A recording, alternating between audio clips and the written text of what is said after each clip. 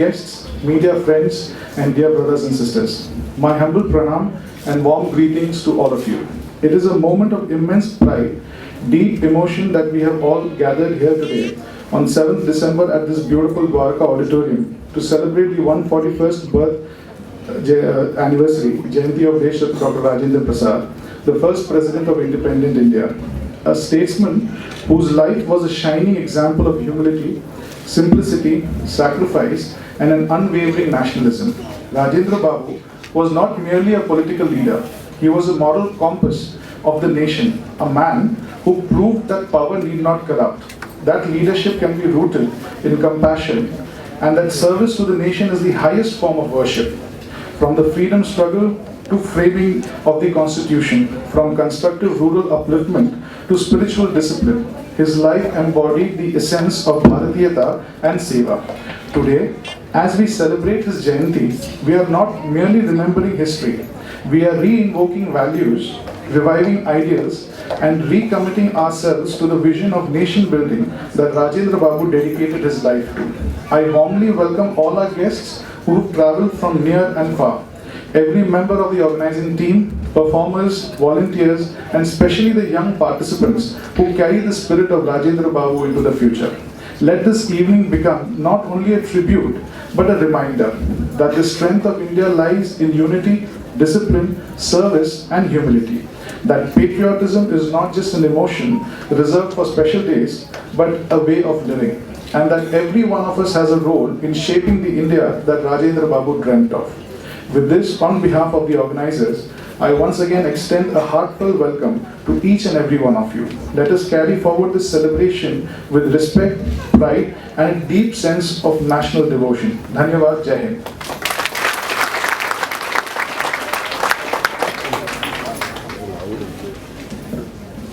Thank you, Dr. Ashish Kumarji, for an inspiring and heartfelt welcome and for setting the tone for this evening with such warmth and grace. So, to reaffirm our dedication to the value he lived by: humility, service, compassion, discipline, and unwavering commitment to nation building. Born in a humble family in Bihar, he rose through his brilliance, integrity, and relentless service to become one of the key architects of India. Whether during the freedom struggle and the Constituent Assembly debates or his presidency, Rajendra Babu demonstrated a rare simplicity and a deep sensitivity towards the struggle of ordinary people. Even after reaching the highest constitutional office of the country, he remained rooted in Gandhian ideals, eating simple food, wearing khadi, traveling without extravagance, and reminding the nation that power must distance a leader from humanity.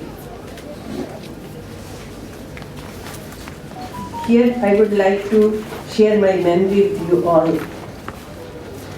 From my parents I learned that during Quit India movement, Rajendra Babu had to go underground frequently. And on 2 or 3 occasions, he stayed with our family in Harinagar, Champaran, Bihar. And also I feel myself blessed and privileged to have had darshan of Dr. Rajendra Prasad along with my mother in 1961-62 at Sadakat Ashram in Patna, Bihar. On this day, we also bow our heads in gratitude to the visionary who gave shape to this noble institution, late Shri Shobha Kamdasji. In gratitude to the visionary who gave shape to this noble institution, late Shri Shobha Kamdasji, who founded the Deshratna Dr. Rajendra Prasad Memorial Trust on 10th December 1980. Shri Shobha Kamdasji was a man of compassion and patriotic values. He believed that true tribute to great leaders lies not in ceremonies, but in carrying forward their mission of serving humanity. Inspired by this conviction, he created a platform to live the value of Rajendra Babu every day.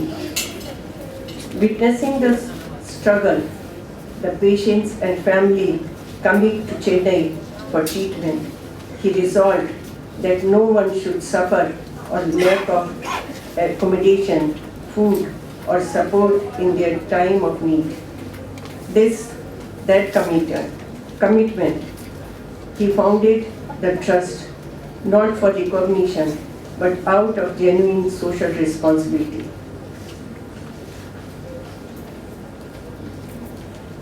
It is equally important today to honor and offer our sincere tribute to the guiding force who nurtured and strengthened the trust over the years. Former Managing Trustee Shri Kumar. His discipline, dedication and organizational vision were instrumental in expanding the trust reach and impact. Working tirelessly behind the scene, Mr. Pradeep Kumar ensured that every person who come to us received not just assistance, but dignity, care and emotional support. The vision of our trust is healthcare struggles do not break a family. Education is not denied because of poverty. Compassion becomes as essential part of social progress, and the life of philosophy of Dr. Rajendra Prasad continues to shape future generations. Our primary and most impact initiative in the trust is providing affordable accommodation and food to financially weak families who come to Chennai for medical treatment, visiting Shankar Nethralaya or other hospitals. For decades, thousands of patients and families from across India have been benefited within the walls of our trust facilities. Additionally, we extend medical aid to the needy, annual education scholarships to deserving students from economically challenged backgrounds, and social and cultural activities. We commit ourselves to carrying forward the legacy of our founder, Shri Das ji, and we continue the journey not for glory, but for seva, service. I express heartfelt gratitude to every trustee, volunteer, donor, and supporter whose dedication keeps this mission alive. On this sacred occasion of Rajendra Babu Jayanti, let us remember the gentle power of humility. Let us remember the dignity of service, and let us remember that every act of kindness brings us closer to the India that Rajendra Babu dreamt of. Thank you, Jayanti. It is a matter of great pleasure for me to be here this evening, together to celebrate the 141st Jayanti of Dr. Rajendra Prasad, a name that shines with dignity, simplicity, and unmatched service in the history of our nation.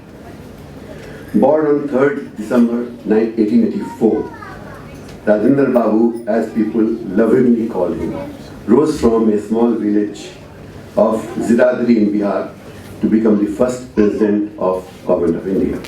A journey marked by a scholarship, sacrifice, and unwavering patriotism. Dr. Rajendra Prasad was not merely a political leader. He was a symbol of India's concerns, a brilliant student, a distinguished lawyer, and a champion of truth. He left behind a flourishing career to join Gandhiji's call for freedom. As the President of India, he set standards that remain untouched even today. His tenure was defined by integrity, impartiality, and devotion to democratic values. He firmly believed that the spirit of India lay in unity, service, and moral responsibility. His life reminds us that leadership is not about authority, but about compassion and commitment to the welfare of people. On 141st birth anniversary, we must reflect on the timeless lessons he left behind. His simplicity teaches us to remain grounded no matter how high we rise. His discipline inspires us to pursue excellence in our studies, careers, and duties. And his patriotism reminds us that building a strong nation requires honesty, hard work, and harmony. Today, as India strides forward in science, technology, and global leadership, let us remember Rajan Babu's word, what he said, in attaining our ideals, our means should be as pure as the ends. Let us pledge to uphold the values he cherished: truth, justice, and service. Let his life encourage us to contribute meaningfully into our society, to uplift the valuable and to protect the unity and dignity of our country. On this auspicious occasion, we pay heartful tribute to Dr. Rajendra Prasad, a scholar, a freedom fighter, a statesman, and above all, a true son of India. Jai Hind, Nandi. I shall be brief because already we have lost a lot of time. There are certain things about Dr. Rajendra Prasad many of you may not know because I am 98 years I have completed.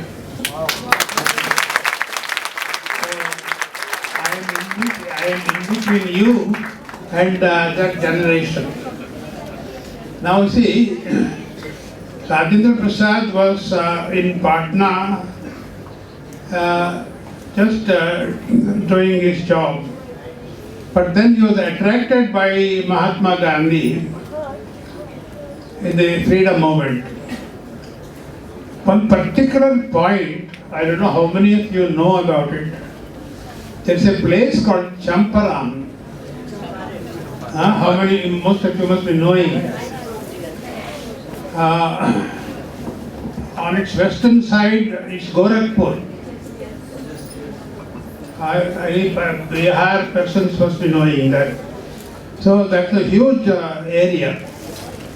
And the riots there were treated very badly. The Mughals had gone and they sold most of these areas to the East India Company.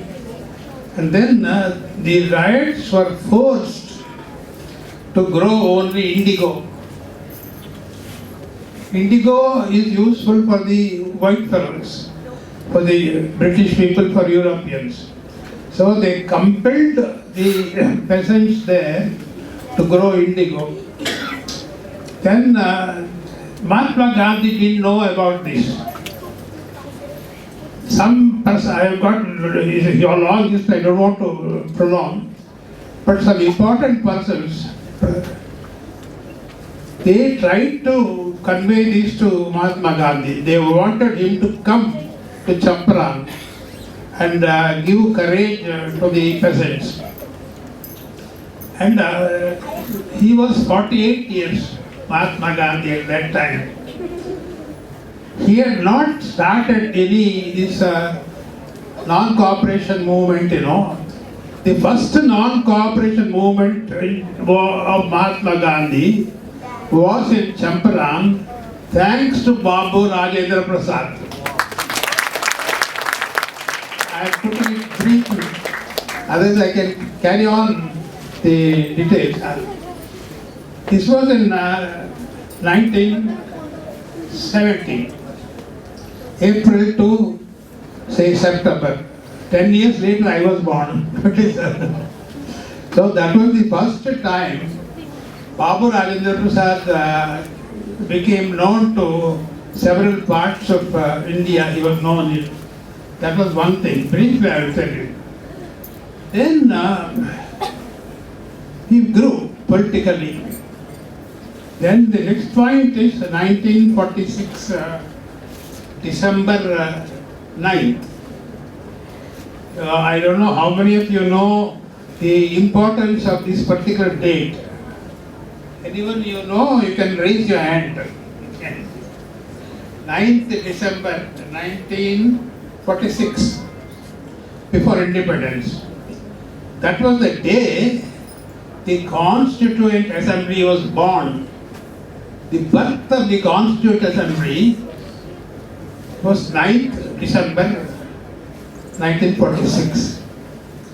Thanks to this cabinet mission, see, in a way, as students, I was a student, a medical student at that time. I was 19 years at that time. See, in a way, I've always been very grateful to Clement Attlee. It was Clement Attlee's vision. Winston Churchill was our enemy number one. He had absolute contempt for Indians. Fortunately, as soon as the war was over, elections were declared, and then Churchill became the leader of the opposition. Clement Attlee became the Prime Minister. He immediately constituted, he said, we have fought Hitler, we want to transfer power. We want 400 millions of Indians to be free. In the House of Commons, he said, Clement Attlee. So, started the process. Then on May 16th, 1946, the cabinet mission announced that all the states where assemblies were all declared inside members, and 46 December 9th, the Constituent Assembly was constituted. First the pro tem chairman, then on the 13th of December, that was the date on which Dr. Babu Rajendra Prasad became the president of the Constituent Assembly. That was a big jump from Champaran to this particular point. December 13th, he was elected unanimously. Now there is one important point many of you may not know. In this particular context, Dr. Ambedkar comes. How? You'll be shocked to know that Ambedkar should have been automatically elected from Bombay Presidency. In Bombay Legislative Assembly, he had 14 MLAs with him. He was also an MLA. Automatically, they were entitled to elect 46 members. Madras Presidency, including Andhra, we were entitled for 48. United Province for 52. The undivided Bengal, 60 members to the Constituent Assembly. So Dr. Ambedkar should have been automatically elected to the Constituent Assembly. But then Pandit Nehru telephoned. All that I got proof, don't worry about it. I got everything, I have written books also. He telephones, who was the Bombay Premier at that time? Can anyone say?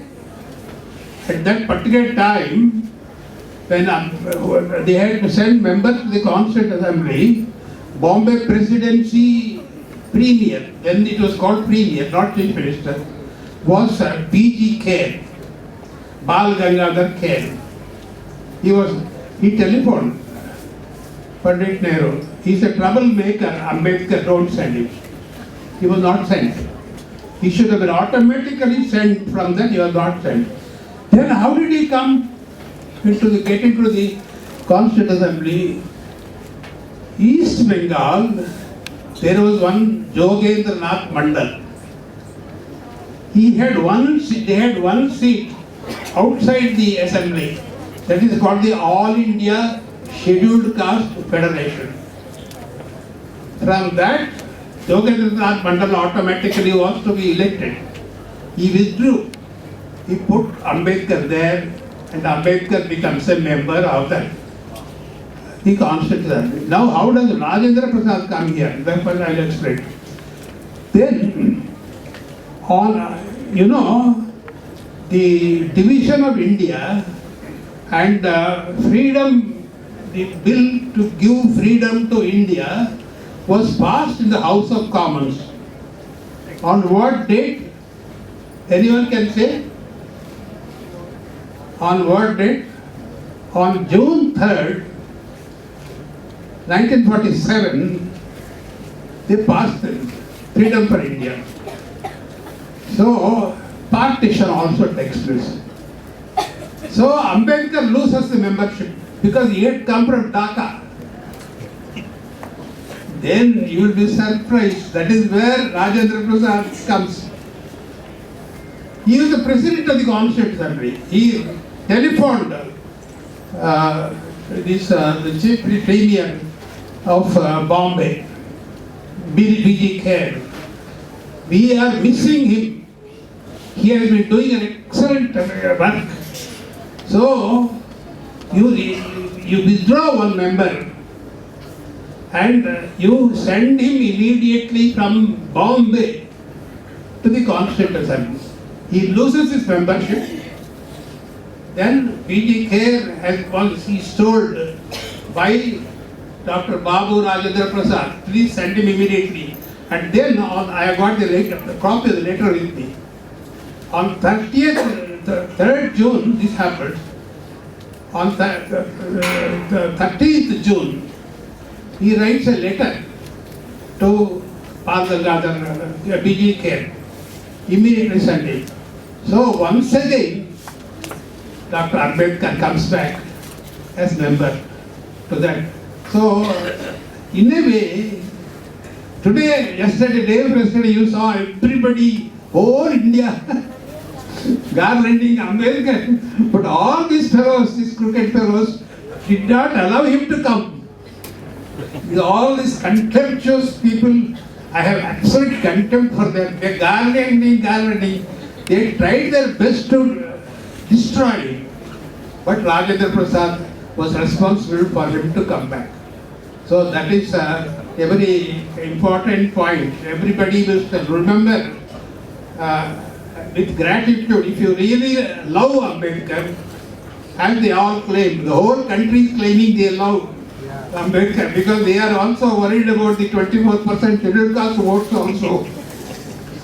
I have absolute contempt for these fellows because I had fought in the Quit India movement. I was beaten by the British police. That is why I am just telling you all these things frankly. Last thing, only one small thing. This is over. This is, he becomes then later on, Rajaji, I had worked very closely with Rajaji. Rajaji becomes the governor, then he goes in 1952 after independence. After the Republic of India is constituted in 1950. Then Dr. Rajendra Prasad becomes the first president of India. This goes on. Prime Minister Nehru is there. Prime Minister Nehru always small joke. You will be surprised. The Constitution was constituted on 26th. Rajendra Prasad Memorial Trust சொல்லி ஒரு organisation இருக்கு சென்னையில். So அவங்க represent பண்ணிட்டு இருக்கோம்.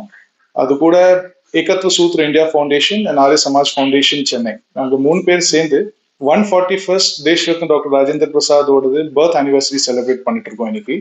Basically அது 3ஆம் தேதி 3rd December is when we celebrate. ஆனால் வீக்கெண்ட்னால நாங்கள் இன்னைக்கு அது செலிப்ரேட் பண்ணிட்டு இருக்கோம். இதுக்கு நாங்கள் 23ஆம் தேதி நவம்பர்ல இன்டர் ஸ்கூல் காம்படிஷன் வச்சிருந்தோம்.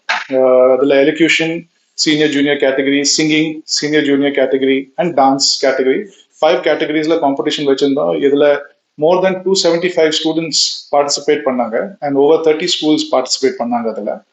அண்ட் இன்னைக்கு நாங்க அதுக்கு ஒரு கல்மினேஷன் ஃபங்க்ஷன் மாதிரி அதுல ஷக்கீல் அக்தர் சார் சீஃப் கெஸ்டா இருந்திருக்காரு, chief information commissioner, and doctor H.V. Hande ji, former health minister, அவங்க ஆஸ் அ keynote ஸ்பீக்கர் இன்னைக்கு வந்து பார்ட்டிசிபேட் பண்ணியிருக்காரு. அது இல்லாமல் Shri S Ramanji, who's an Olympian, and Shri N Kumarji, Group Corporate Board Chairman of Sanmar Group. அவங்க இன்னைக்கு 2 awards institute பண்ணிருக்கோம் in the name of our founders of the trust. Late Shri Shobha Kandas ji பேர்ல Shobha Kandas Lok Seva Ratna Award and Pradeep Kumar பேர்ல பிரதீப் குமார் பிரேரணா புரஸ்கார் பேர்ல அந்த 2 பேருக்கு நாங்க இன்னைக்கு அவார்ட்ஸ் கொடுத்துருக்கோம். ஸோ பேசிக்லி என்னோட function is to celebrate doctor Rajendra Prasad. நாங்கள் அதான் பண்ணிருக்கோம். And all the prize winners of inter school competition அவங்க எல்லாருக்கும் இன்னைக்கு நாங்கள் ப்ரைஸஸ் டிஸ்ட்ரிபியூட் பண்ண போகிறோம்.